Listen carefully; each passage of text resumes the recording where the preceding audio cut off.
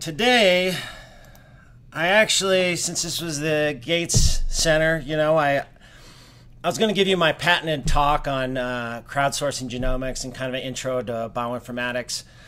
But, you know, this is Gates Center. I wanted to do something new. And this has been on my mind a lot about pathways. Who here, now you guys have been doing research for a while now, what, about a month? Yeah, beginning. About that? End of May. Okay. So, have you guys been working on pathways? What pathways do you know about? What pathways have you been working on since you have been here? Can you name some? Anybody? Notch. Yeah. Notch signaling pathway. Which one? Notch. Notch signaling pathway. Yeah. Regenerative medicine for sure. Yeah. Somebody else? PI3 kinase. Anybody else? TGF beta. We could go on and on, right? The thing is who developed those pathways? Do you know? Anybody that was yelling that out? Was it just one group? Was it a lot of groups? How old are these pathways? Right? How accurate are these pathways? And that's what I have issues with when I do bioinformatics, is that when you analyze a data set, these pathways are just something we artificially created. So what I'm going to do today, hopefully, is convince you that we should be using the data itself and actually specifically on the tissue that we are interested to figure out these signaling networks. Because it's not all these nice, easy pathways. Anybody heard of KEGG? Place where they have all the pathways there for NCBI? Yep. This is one of them. This is the MAP signaling pathway. This is in Fly. This is a common stress response pathway. Can respond to lots of different stresses. But you can see here, it's just given what we know. And again, a lot of this stuff was done by several different groups, maybe one group, put together over years and years to basically put this pathway together, right? And you can see it looks very ordered, right? Stresses come on the outside of the cell, signaling a bunch of genes that causes a signaling cascade that results in cellular action, right? Well, this is what this same MAP kinase pathway looks like in plants. Again, it's a lot more stimuli or different stimuli to basically induce this signaling pathway. And again, a lot of these, even though it's all the MAP kinase pathway, a lot of these genes are different. Plants can't move, they can't get away from stress, so therefore you can see there's a lot of, they have to respond to a lot of different stresses. Now here's what it looks like in mammalian systems.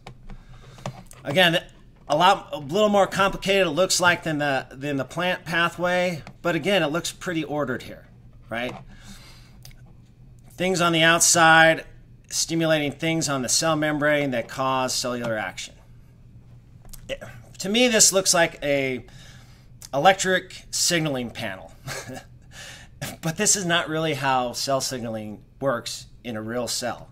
So this is a group that basically took a bunch of pulmonary and cardiac cells and stimulated them with all kinds of different stresses. And basically those that responded through transcription, they basically signaled or colored it with that stressor that they used. This is what signaling pathway looks like in the cell. It's a mess. It's a spider webs, and there's hubs, and there's wheels. It is not a single line. So today, what I'm going to do is I'm going to talk about a technique that I use to try to get to these true signaling pathways. Because this is the issue, is that, so given here is a bunch of pathways I found associated with aggressive lymphoma. If there's a line between these pathways, that means they share genes. You can see this kind of rat's nest over here, that you can see T cell differentiation. There's this pathway, and there's this OX40 signaling pathway. They share 7 genes. Which pathways do I pick? Right? Do I pick both? Do I pick all of these? I guess what I'm trying to get you to see is that there's this artificial kind of construct we've built around these pathways, and that's not really what happens. So what I'm going to do is I'm going to, in this next hour, is kind of explain, you know, how can we get to these true pathways using the data, which is what we should be doing anyway. So that's the question. How do we know what's connected? And to do this, I'm going to the way I find these true signaling networks is I use simple statistics. It's not a fancy algorithm. It's actually based on Sir Francis Galton's work. Anybody hear of Sir Francis Galton? Yes? Where'd you hear from him? What did he do? Well, I took a statistics class, and I don't know much about him. I was a statistician. Yes. You know what? That's great. Thank you. At least somebody. His work's kind of gone unknown. He was a cousin of Charles Darwin. And in fact, I think he was smarter than his cousin. They were both alive at the same time. He was obviously influenced by his cousin's work in evolution. Just like all the cool explorers of the late 1800s, he was a tropical explorer, geographer, meteorologist, psychologist, and criminologist. He did everything. He traveled a lot as well. He went to Africa and would... Basically, that was a time is to discover new land or new species and present on that. The primary reason why you didn't hear of him is he's known as the father of eugenics. Anybody heard of eugenics? Yeah. The idea that the outliers, or that a certain physical or genetic characteristic, say like race, would make somebody a group better than others. It's obviously, I think it's crap, but what's funny is later on, his wisdom of crowd kind of disproved his whole eugenics thing. And we'll talk about that. And a geneticist, he pioneered the biometric approach. And in bioinformatics, this is very important, is that numbers, things associated with any biological entity can tell you a lot about it if you monitor those over time. And I'm going to go over all the things we can monitor in biology. And as he said, he was a statistician, and that's where he probably influenced me the most. That he kind of refined the concepts of variance and standard deviation. And what we're going to talk about today specifically is he developed the concept of correlation or linear regression, right?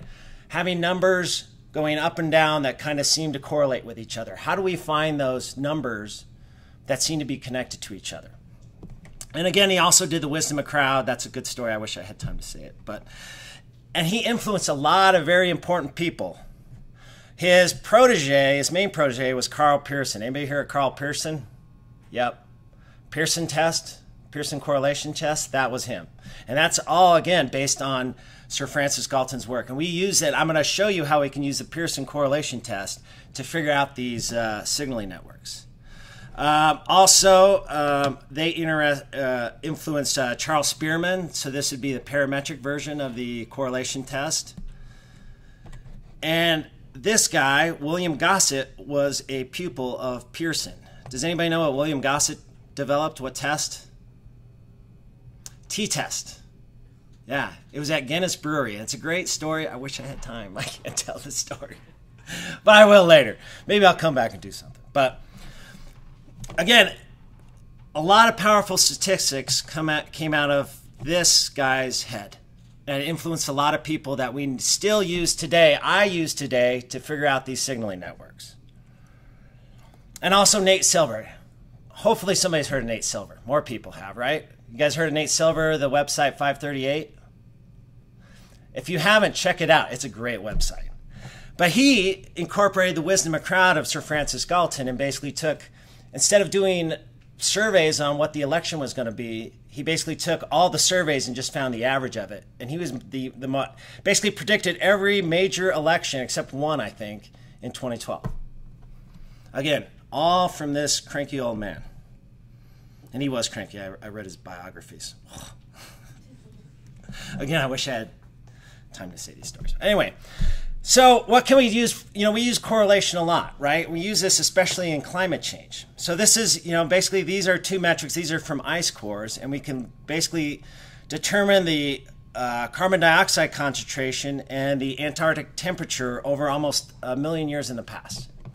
And as you can see, both of these lines look almost identical, don't they? Right? And you can say, oh, that's pretty, but basically in our heads we go, these things vary over time, basically very similar. Therefore, these two processes are connected, and that since we are reading a higher temperature of CO2 than we have in the past 1 million years, we would expect the temperature also to go up. But we can do this in biology.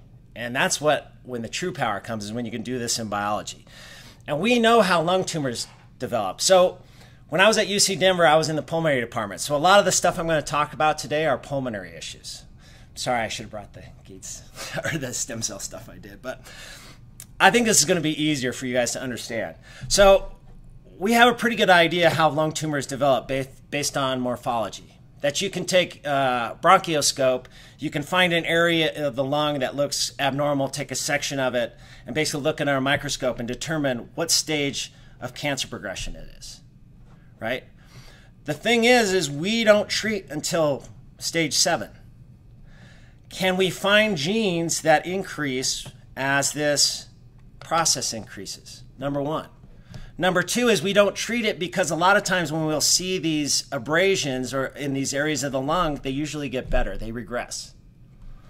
Can we find genes, can we find some biological metric that will show us the progression of this tumor type and also determine whether we should treat it now or maybe wait later?